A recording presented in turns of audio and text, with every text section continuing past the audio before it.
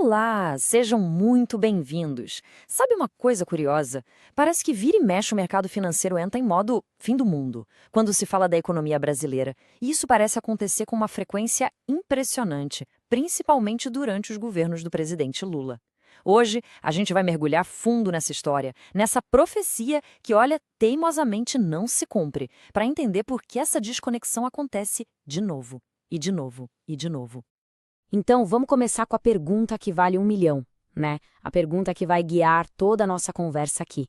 E se todo esse pessimismo, todo esse nervosismo, no fim das contas, for só uma péssima estratégia de investimento?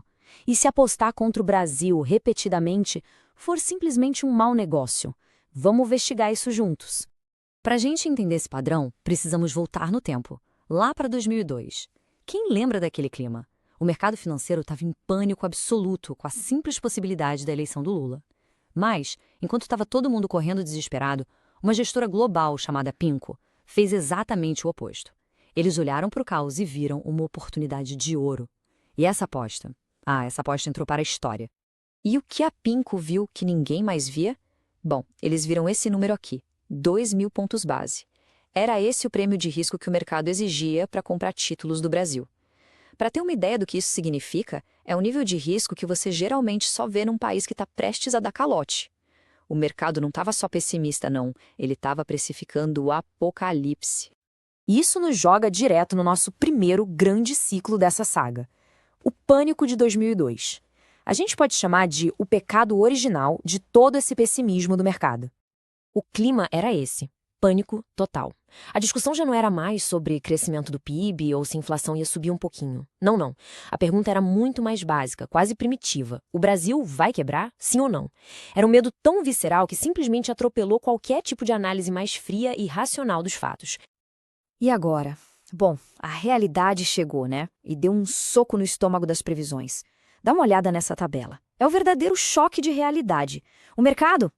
Previa dólar a R$ 4, a inflação indo para a estratosfera. E o que aconteceu de verdade? O dólar, na verdade, caiu. A inflação, ficou quietinha no canto dela, bem comportada. E a balança comercial bombou. A distância entre o que se falava e o que de fato aconteceu foi brutal. Pode ter certeza que teve gente perdendo muito, mas muito dinheiro com essa aposta errada. Tá, mas a grande questão é, por que um erro dessa magnitude? Primeiro, o mercado simplesmente não conseguiu acreditar que um governo do PT manteria a responsabilidade fiscal. Mas o ponto mais impressionante foi o segundo. Enquanto todo mundo só olhava para o risco fiscal aqui dentro, para o próprio umbigo, ninguém percebeu o verdadeiro tsunami de prosperidade que estava vindo da China. O superciclo das commodities estava só começando. E isso mudou tudo. Agora, vamos avançar um pouco no tempo. Chegamos ao segundo ato dessa nossa história. Estamos em 2008. O mundo estava literalmente derretendo com a crise financeira global. E o Brasil, claro, de novo no olho do furacão. E essa época tem uma palavra que define tudo: marolinha. Foi assim que o presidente Lula descreveu o impacto da crise aqui. Enquanto o mundo viu um tsunami financeiro, ele dizia que aqui no Brasil seria só uma marolinha. O mercado, claro, riu, achou um deboche, uma piada de mau gosto, e essa diferença de percepção é a chave para a gente entender tudo o que aconteceu em seguida. Depois que o Lehman Brothers quebrou, o consenso do mercado era um só. O Brasil ia afundar junto com o resto do mundo. A lógica parecia irrefutável. O crédito sumiu, os preços das commodities despencaram. As projeções para 2009 não eram só ruins, elas eram catastróficas. Mas aí, de novo, a realidade mostrou que era mais teimosa que as planilhas. Olhem só isso. Aquela recessão profunda que todo mundo jurava que ia acontecer foi só um tropeço, quase nada. E a tal recuperação lenta se transformou num crescimento recorde, mais de 7,5% em 2010. Foi a famosa recuperação em V, tão rápida que deixou todo mundo de queixo caído. E aqui a gente vê exatamente os pontos cegos do mercado. Eles não enxergaram a força dos bancos públicos que continuaram injetando crédito na economia. Eles subestimaram, mas subestimaram feio, a força do nosso mercado interno e, talvez o mais importante, ignoraram o tamanho do nosso colchão de reservas internacionais, que foi o que nos protegeu do pior da tempestade lá fora. E assim, a gente chega no nosso terceiro e mais recente ciclo.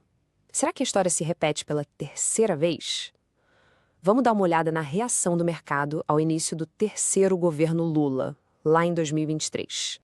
Dessa vez, o pessimismo estava tão na moda que ganhou até nome. Um nome chique, Kit Brasil. Pensa nisso como a receitinha de bolo que todo mundo na Faria Lima estava seguindo à risca. Qual era a receita? Simples. Ponto 1, venda a bolsa. Ponto 2, compre dólar. Ponto 3, aposte que os juros iam explodir. Era, no fim das contas, uma aposta tripla contra a economia brasileira. Era a desconfiança empacotada e vendida como uma estratégia de investimento, sabe? E o resultado? Bom, os números falam por si. Foi surpresa atrás de surpresa. O PIB, que diziam que ia se arrastar, cresceu quase 3%.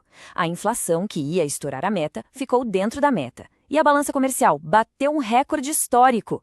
Resumindo, quem comprou o tal do Kit Brasil acabou rasgando dinheiro. Simples assim. Esse gráfico aqui deixa o tamanho do erro bem claro, bem visual. A previsão era de um crescimento minúsculo, menos de 1%. A realidade foi quase 4 vezes maior. É um erro tão grande, mas tão grande, que obrigou muito analista a rever todos os seus modelos. Foi, para dizer o mínimo, uma lição de humildade. E por que erraram de novo? De novo, olharam para o lugar errado. Eles não tinham a menor ideia da dimensão da nossa super safra. Subestimaram completamente como o novo arcabouço fiscal, mesmo com todas as críticas, acalmou os investidores estrangeiros. E pela terceira vez, ignoraram a força do nosso mercado de trabalho e do consumo das famílias. Ok, já passamos pelos 3 ciclos. A pergunta que não quer calar é: por que esse padrão se repete? Não pode ser só coincidência, né? Tem alguma coisa mais profunda acontecendo aqui para que os erros sejam sempre os mesmos. A explicação parece estar em 3 problemas estruturais. Primeiro, o que a gente pode chamar de viés cognitivo, uma espécie de bolha ideológica no mercado que só consegue ver o mundo através da lente do risco fiscal. Segundo, os modelos que eles usam parecem ter um defeito de fábrica, dando um peso exagerado para a dívida pública. E terceiro, uma miopia crônica em relação à força do nosso setor externo, que no fim do dia sempre acaba sendo um baita motor para a economia. Essa linha do tempo aqui resume tudo. 2002, pânico, seguido de uma surpresa positiva. 2008, pânico, seguido de uma recuperação impressionante. 2023, pânico de novo, seguido de um crescimento que ninguém previu. É o mesmo filme passando em reprise, com os mesmos erros. E essa citação da análise é perfeita, resume a ópera de forma brilhante. O que o mercado insiste em chamar de risco Lula, na prática tem se mostrado uma baita oportunidade de compra. Uma janela para quem consegue analisar os fatos com a cabeça fria, sem se deixar levar pelo barulho.